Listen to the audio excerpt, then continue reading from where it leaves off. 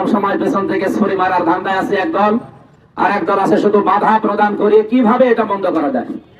আমাদের নামে এতদিন যে ট্যাগগুলো তারা দিয়েছিল রাজাকার, এখন নতুন একটা ট্যাগ এই আই হ্যাভ এ প্ল্যানের মাধ্যমে আরম্ভ করেছে গুপ্ত।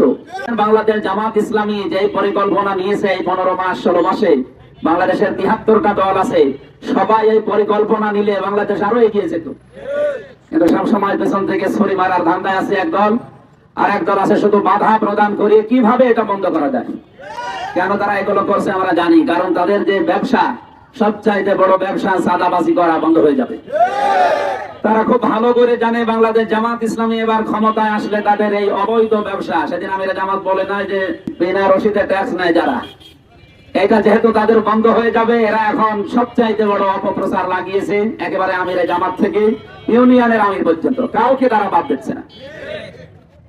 এতক্ষণ আমরা এটাই শুনলাম জাতীয় আগস্টের 5 তারিখের আগে নেই, এরা এখন খুব সচেতন। আপনি যা বলছেন এত সচেতন, সব কিন্তু মানুষ ধরে ফেলছে। যেহেতু 5-6টা বিশ্ববিদ্যালয়ের বড় বড় বাংলাদেশে যেগুলো কন্ট্রোল করে, তারা যেহেতু জামাত ইসলামী এবং ইসলামী ছাত্র শিবির বেছে নিয়েছে, তাদের বাবারা, তাদের ভাইরা, তাদের মায়েরা, বোনেরা আগামীতে জামাত ইসলামীকে বেছে নেবে ইনশাআল্লাহ। আমাদের নামে এতদিন যে ট্যাগগুলো তারা দিয়েছিল রাজাকার, এটা বাংলাদেশ জামাত ইসলামের উপর একটা জুলুম। এই চেতনা তারা খাওয়াতে পারে নাই বাংলা জনগণকে।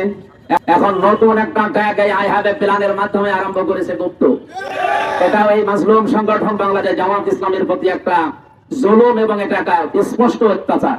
আশা করবো তারা এই নেককারজনক কাজ থেকে থামবে। আমাদেরকে গুপ্ত করেছে কেন? আমরা নাকি মানুষের সামনে থাকতে পারি না। থাকবো কি করে? 3 বছর তো ছিলাম ফাঁসির কন্ডেম ছেড়ে, আয়না ঘরে ছিলাম। আমি আপনাদের সামনে আসবো কি করে? পরিচয় দেওয়া ছিল, কিন্তু যাদের নামে এরকম কোনো কিছু ছিল না তারা তো জাতির সামনে আসতে পারতো। কিন্তু এই মানুষগুলো আগে পালিয়ে দেশ থেকে মুসলিকা দিয়ে চলে গেছে অন্য দেশে। গুপ্ত যদি বলা লাগে, আমার মনে হয় ওই সমস্ত মানুষকে গুপ্ত বলা দরকার।